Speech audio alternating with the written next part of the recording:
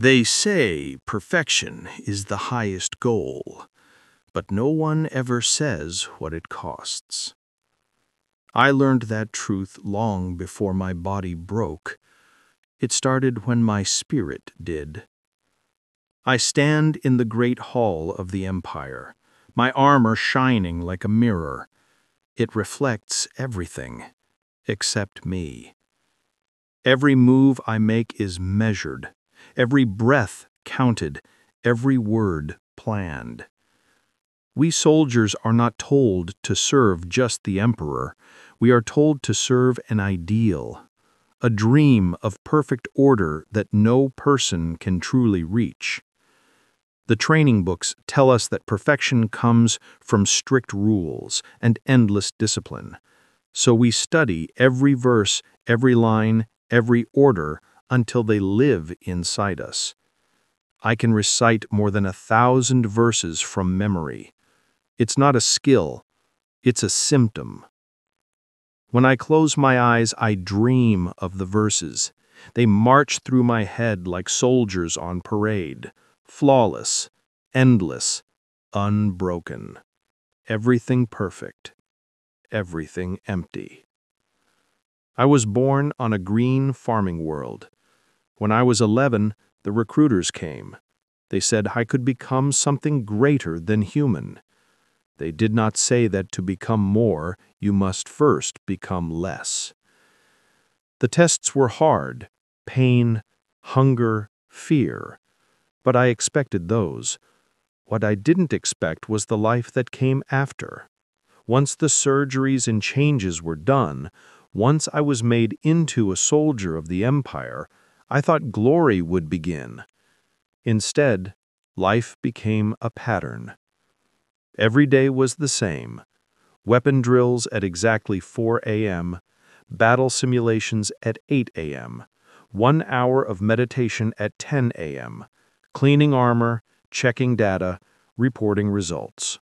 Always to the second. Any mistake meant weakness. Weakness meant failure. Failure was not allowed. One day, during a campaign, I watched a group of normal soldiers resting between battles. They sat in the dirt, laughing, sharing stories. One played a handmade instrument. Another snored loudly, sleeping without fear. My brothers beside me looked at them with disgust. "Undisciplined," one said. I looked longer. "Human," I answered. He stared at me as if I had spoken blasphemy. Maybe I had. It was during a medical check that they first noticed my defect. One of my implants, the part that lets us go without sleep, was not working perfectly. It ran at 97.6% instead of 98.2%. A small difference, but perfection leaves no room for small. The medic told me to meditate more and report any tiredness. I obeyed, of course. That's what we do. We obey. 3 weeks later, during a night shooting exercise, I blinked. For 1.7 seconds, I closed my eyes. My aim dropped by 12%. No one was hurt, but everything is recorded. Everything is judged. The report reached the commander. His answer was simple: reconditioning. That single word means your mind will be broken down and rebuilt until nothing human remains. They placed me in a small, bright room. No sound, no darkness, no rest. I sat for 3 days without moving, food given through a tube. Silence was my only companion. On the 4th day, the chaplain came. His face was hidden behind a skull-shaped helmet. "You carry the honor of the Emperor's bloodline. Do you understand that responsibility?" "Yes," I answered, voice dry. "Then explain your failure." How could I explain that I was tired, that I was human, that perhaps we were chasing something impossible? I have no excuse, only atonement. The words were correct, perfect, practiced. He nodded slowly. Your body is strong, but your spirit is weak. You have doubt. We will remove it. And so began the breaking. 18 hours a day, I recited the rules of the Empire. No food, no water, no rest. When my voice failed, they gave me drugs to keep going. When my mind drifted, pain jolted me awake. A soldier knows no doubt, the chaplain would say. I will destroy all doubt, I would answer. They showed me visions of battles lost because of hesitation. In each, those who questioned orders died. Those who obeyed lived. The message was clear. Obedience is truth. Thinking is danger. After weeks of this, the pain was no longer needed. My voice was strong, my mind silent. The questions were gone. I was perfect again, or something close to it. Yet deep inside, hidden in the smallest corner of my soul, a whisper survived. A voice from the boy I once was. A voice that still wondered why. After 40 days, I returned to duty. No one spoke of my absence. No one looked at me differently, but I could feel the change. I was assigned to safer tasks, rear guard, defense lines, far from the front. It was a quiet punishment. That's when I met the new soldiers. They were built stronger, faster, smarter, an improved version of us. They were said to be flawless from birth. One day, I worked beside one named Vexel. We were cleaning our weapons before battle, whispering the sacred words that bless the machines. The gun works with or without blessings, Vexel said, calmly. It obeys care, not prayer. I should have reported him. His words questioned everything our chapter believed. But I didn't. Instead, I asked, the blessing shows respect. Respect brings focus. Or maybe fear brings obedience. The rituals keep you quiet, not faithful. Before I could answer, the chaplain entered. Vexel's tone changed instantly. He recited the holy lines, perfect and empty. I did too. The chaplain left satisfied. But the seed of doubt was alive again, small, fragile, dangerous. That night I dreamed, for the first time in years. I saw my home world. Fields of green, 3 moons shining above. I ran through the grass, laughing. No armor, no orders, just joy. When I woke, tears covered my face. I cleaned them quickly. If anyone had seen, I would have been sent back for reconditioning. I repeated the morning prayers until my mind was clear, but the dream lingered, a tiny light that refused to die. Our next mission took us to a silent mining world. We expected alien monsters, but found something worse. Soldiers like us, turned traitor. The enemy had studied our every move, every rule, every perfect tactic. We followed the code exactly, as we were trained. And because of that, they knew exactly what we would do. The perfect plan failed. Perfect soldiers died. I watched as my commander gave the same calm orders from the same sacred book, even as the enemy closed in. I couldn't stay silent. Sir, I said, breaking protocol. The enemy knows our ways. We must change. He turned towards me, anger in his voice. The code has guided us for 10,000 years. And in that moment, I finally understood. The code was perfect, but life was not. The code could not save us, because it left no room for the one thing that made us truly strong: our humanity. Perfection, I realized, is not strength. It's a cage. And somewhere, deep inside that cage, the boy from the green world still runs beneath the 3 moons, free. "Brother Dessous," the captain said, "the plan does not fail. Only the people using it can fail." "With respect, Captain," I answered, "the enemy knows our plan. They studied us. They know what we will do before we do it. We must change our tactics." The command post went silent. No one ever questioned a captain, especially not a soldier who had already been punished once. But I had to speak. I watched the battle map. Squad after squad was dying. The enemy used our own rules against us. Our perfect plan had become our cage. On the screen I saw that Brother Vexel's squad was trapped.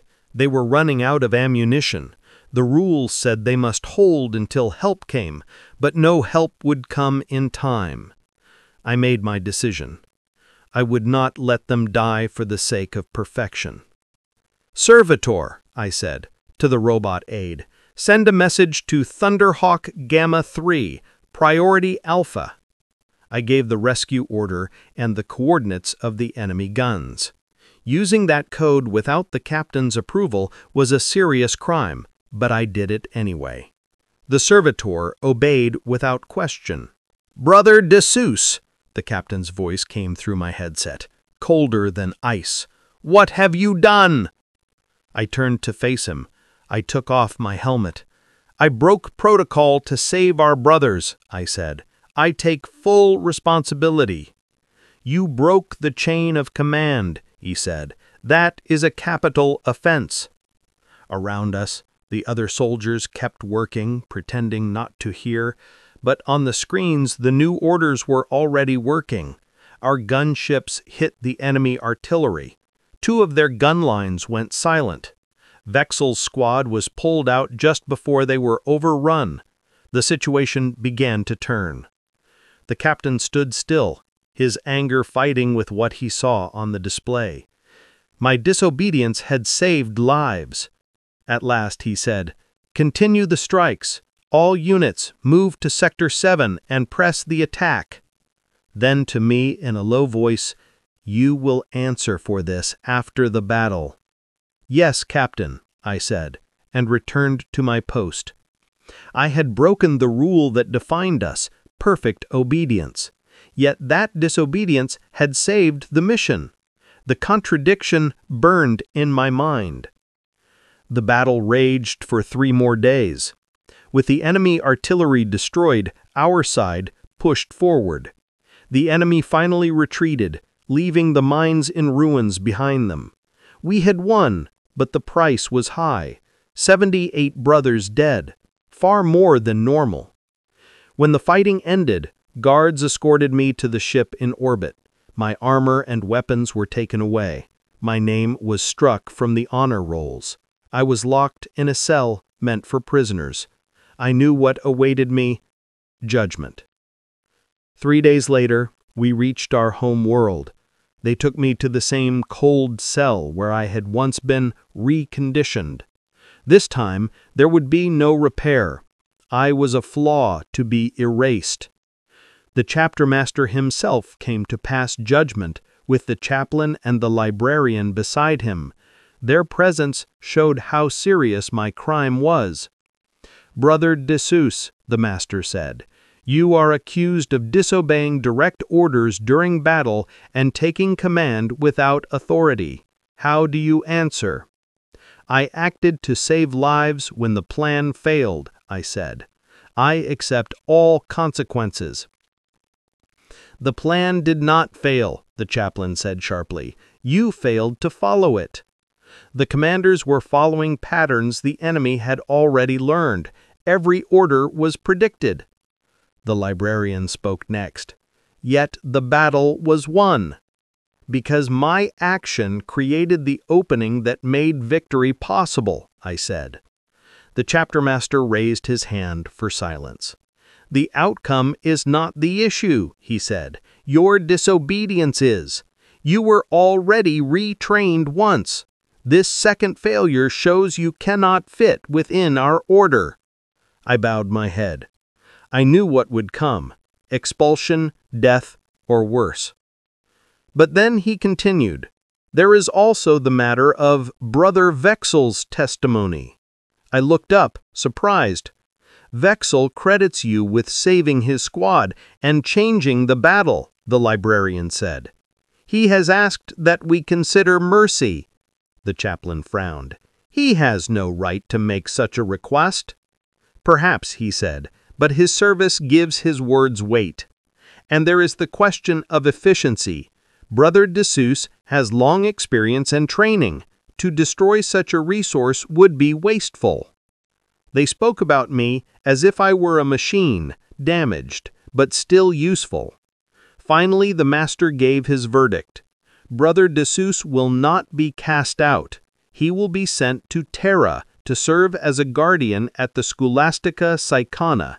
His experience will be used there. He will not fight again. Exile, not death.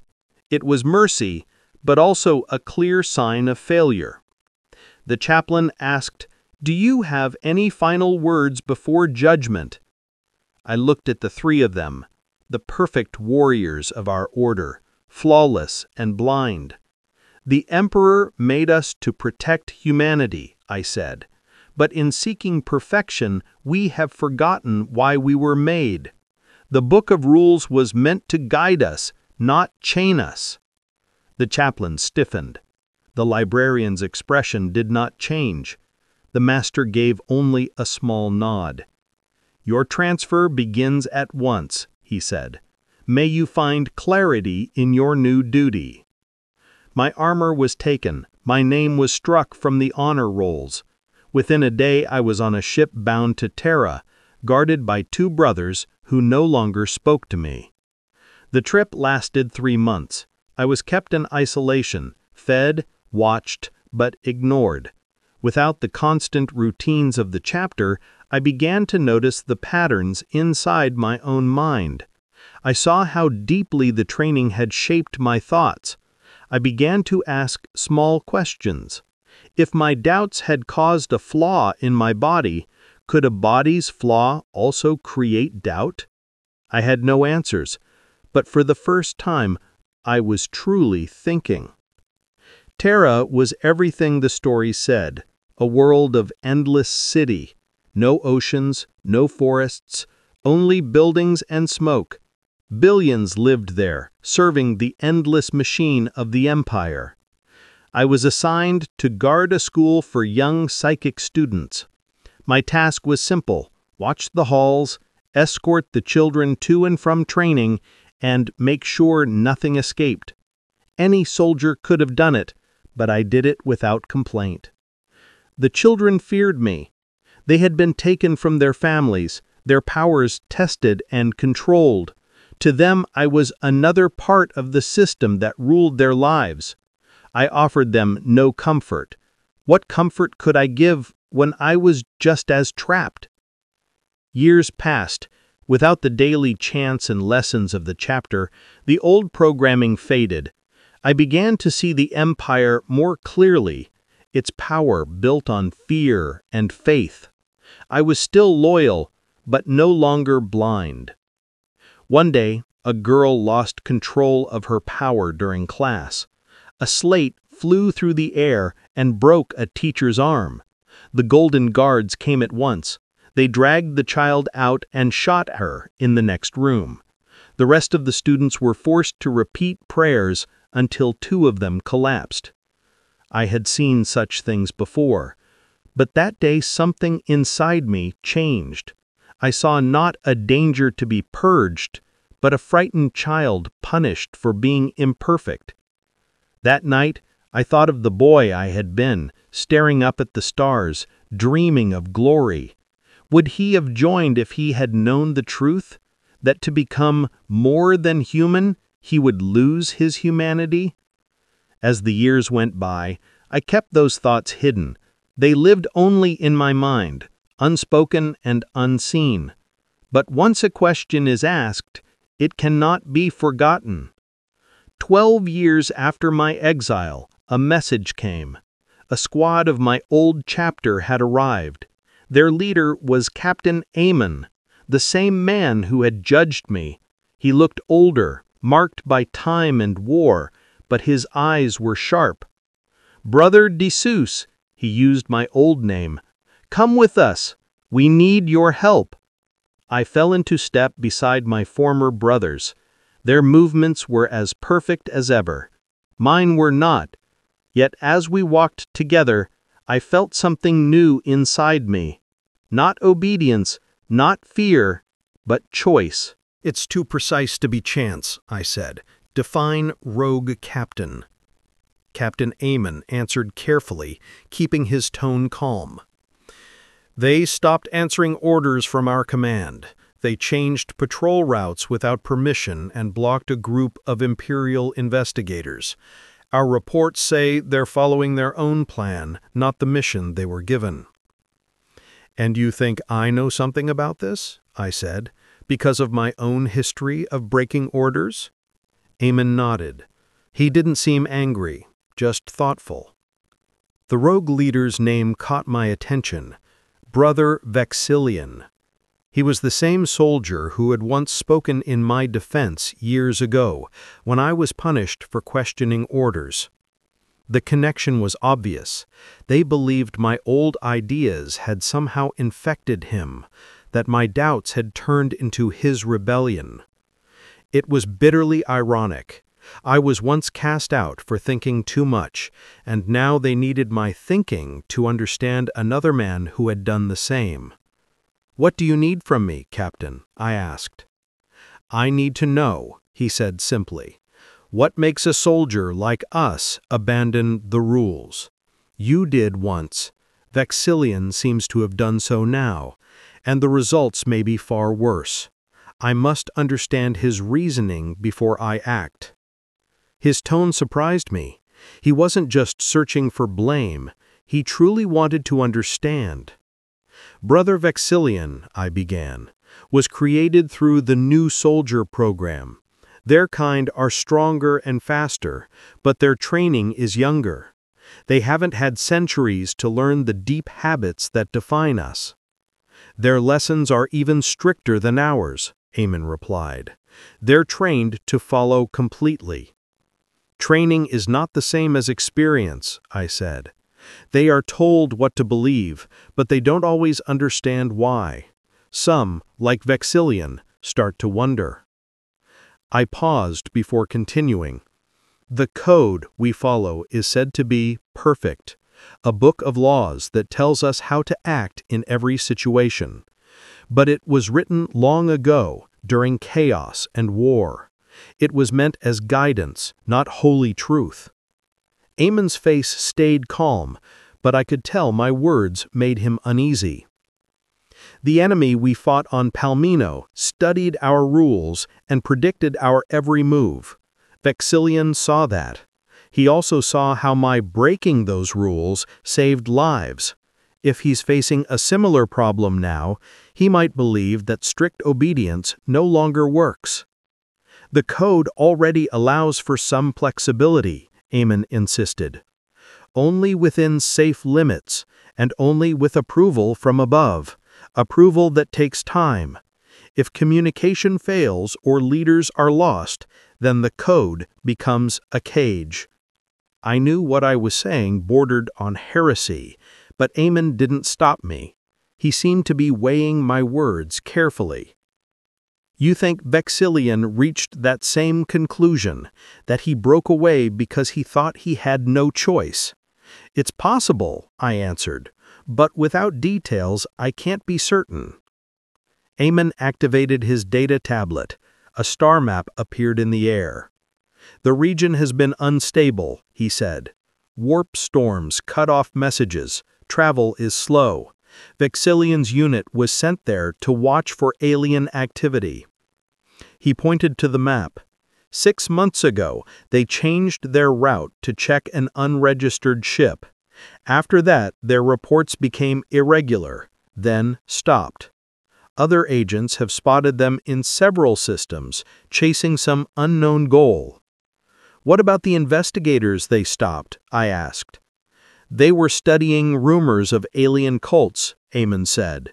Vexillion's men captured their ship for 3 days, then released it with no explanation. I studied the map. Isolation, strange events, broken contact. Any of these could lead a commander to question orders. Together, they could drive him to act alone. Did you send anyone to reach him directly? I asked. 2 envoys, Eamon said. Neither returned. He paused before continuing.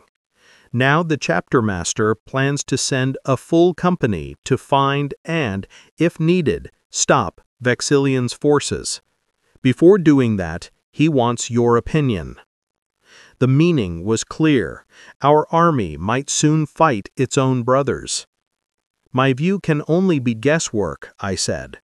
But if Vexillion thinks he found something the leaders would hide, he might feel justified in acting alone. Detaining the investigators suggests he's trying to protect his discovery. What could be worth all this? Eamon wondered aloud. That, I said, we can only know by speaking to him. Eamon looked at the map for a long time. Finally, he turned to me. Brother Desus, he said formally, you are being reattached to 4th Company for this mission. You are still an exile, but your insight is useful. It wasn't full forgiveness, but it was more than I had expected. Captain, I said carefully, many of the soldiers see me as a heretic. My presence could cause tension. The chapter master himself approved this. Your experience with doubt makes you valuable here. And there it was, the final irony. The flaw that had cast me out was now called a strength. I will serve as ordered, I said. Good, Eamon replied. Report to the armory. We leave in 6 hours. Our ship, Gorgon, carried 4th Company toward the troubled region. Every step of the deployment was perfect, every move planned. I was assigned to Eamon's team, not as a fighter, but as an advisor. My new armor was plain gray, showing no colors of rank. I was part of the mission, but not truly one of them. The younger soldiers had only heard my name in warnings about disobedience. The veterans, who remembered me, kept their distance. Only Eamon spoke to me directly, asking for my thoughts as we approached the system. Vexillion has set up defenses around a research station, Eamon said, studying the screens. Standard positions, but strong anti-air cover. He's expecting us, I said. Or maybe expecting the Inquisition. If they're coming too, Eamon replied, this could turn into a 3-way war. When we arrived, Vexillion's forces did not hide. They let our ships land and opened communications immediately. This is Brother Vexillium, the voice came. Your presence is not required. The situation is under control. Brother Vexillion, Eamon answered, calm but firm. You have ignored orders and interfered with Imperial forces. Explain yourself. A pause. Then, land at the coordinates I send. You and 2 others may come. Bring more, and we will consider it hostile.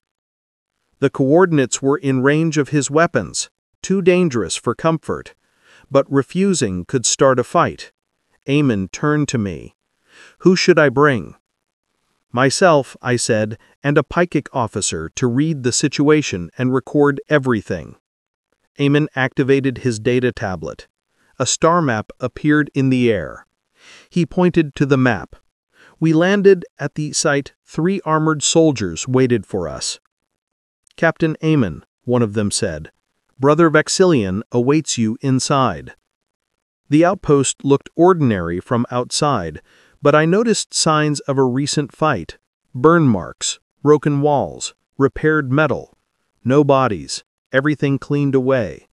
Inside the main lab, Vexillian stood beside rows of strange equipment. He looked calm, but tired. "Captain," he greeted. "Brother Desus, it's good you came." Aemon ignored the pleasantries. "Explain yourself. Why have you gone rogue?" Vexillian gestured to a table covered with samples and glowing screens. "Because of what we found here," he said. "Something too important to hand over before we understood it." He pressed a switch, and a blue image appeared above the table. A twisting double helix. Genetic material, soldier DNA. Yes, but not from any known line. The patterns are ancient, over 10,000 years old. We found them buried in the rocks below this outpost. The meaning hit us all at once. Gene patterns from the age of the Great Rebellion, perhaps even from legions long erased from history. "When we tried to report it," Vexillian continued, "we found messages proving that some Imperial leaders already knew and were trying to hide it, even within our own command." Aemon's voice was quiet. "You're accusing the chapter itself of corruption." "I am presenting evidence," Vexillian said, activating another screen filled with encrypted communications. Encrypted data was found on the Mechanicus ship. The research team had been working under joint orders from the Inquisition and others who used only code names. The encryption looked like Ultramarine command codes, though slightly different, maybe an older version or one changed on purpose to hide who made it. The messages mentioned secret plans and old containment rules related to the samples they found in the ground. "This explains why you detained the inquisitorial ship," Captain Aemon said. "You thought they were trying to hide this," he added. "We confirmed it," Vexillian replied. "The Inquisitor's codes matched the ones from the Mechanicus ship. They weren't hunting Genestealer activity as reported. They came to find and seize the rest of the samples before we could finish our study." "What has your study revealed?" I asked, speaking for the first time since we entered the lab. Vexillian turned toward me. Though his face was hidden by his helmet, I could sense he was relieved to explain. "The gene seed samples came from Space Marines who fought on both sides of the Horus Heresy. Some belonged to legions erased from Imperial records, the Lost Legions." "The Lost Legions," Librarian Sais whispered, barely audible. "Yes," Vexillian continued. "And there's proof that parts of those legions were later mixed into the Ultramarines and other loyal chapters. The genes were changed to hide where they came from, but traces remain. With careful study, they can be identified." The idea was shocking, heresy even. It meant that the pure bloodlines every chapter claimed might not be pure at all. If true, it explains why so many Imperial groups, maybe even some inside the Ultramarines, would try to bury the discovery. Captain Aemon stood silent for a long time, clearly struggling with what he'd just heard. When he spoke, his voice was calm but heavy. "Brother Ancient Vexillian, I understand now why you acted as you did. But this information cannot stay only with you. It must be examined by the proper authorities." "And who are those authorities?" Vexillian asked quietly. "The same ones who tried to hide this? The same ones who sent the Inquisition to take the proof before anyone could see it?" "Chapter Master Calgar himself," Aemon replied firmly. "I will escort you and your evidence to Macragage personally. You will be under my protection." It was a rare offer, a clear sign that Aemon believed Vexillian might be telling the truth, even while keeping proper order. Vexillian thought for a moment before answering. "Acceptable," he said at last, "under one condition. Brother Desus must come with us as an independent observer. He knows what happens when doctrine is questioned. He can make sure the truth is heard and not buried. Aemon turned toward me. "Would you accept this role, Brother Dissus?" he asked. It was a crossroads for me. To accept meant stepping back into chapter politics, facing the same powers that had exiled me years before. To refuse meant abandoning any hope of peace, letting brothers fight over buried secrets. "I will serve as required," I said, the same words I had used before the mission began. But this time they felt heavier. "Then we are agreed," Aemon declared. "Prepare your evidence and choose a small escort. The rest of your men will return to normal duties.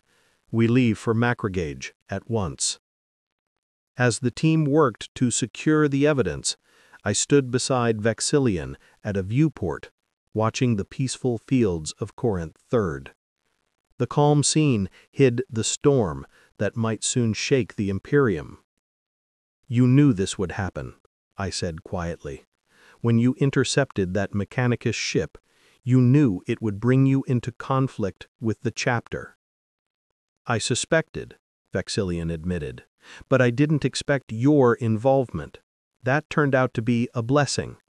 After Palmino, I saw that you understood that questioning rules could sometimes save lives, that an Ultramarine could think freely and still serve the Emperor's true purpose. I hoped that part of you remained." I turned toward him. "And if the truth is buried again?" I asked. "Then we will have done our duty," he said simply. "History will judge us. But I believe even Primarch Guilliman himself, now returned, would want to know if his sons carry the blood of the lost legions." The mention of Primarch Guilliman's return reminded me how much the galaxy had changed during my exile. Perhaps it was fitting. As the Primarch challenged old dogmas, his sons were learning to question them too. As our Thunderhawk lifted from the surface of Corinth III, carrying us toward an uncertain meeting on Macragage, I felt a strange peace. I was no longer the perfect Ultramarine, nor the broken exile. I was something in between, a bridge between blind obedience and dangerous freedom. Maybe that was the true lesson. Perfection was never the goal. The real duty of a Space Marine was not just to follow orders, but to protect humanity in all its flawed, changing, and unpredictable glory. In the grim darkness of the far future, perhaps the greatest heresy was not imperfection at all, but the belief that perfection could ever be real.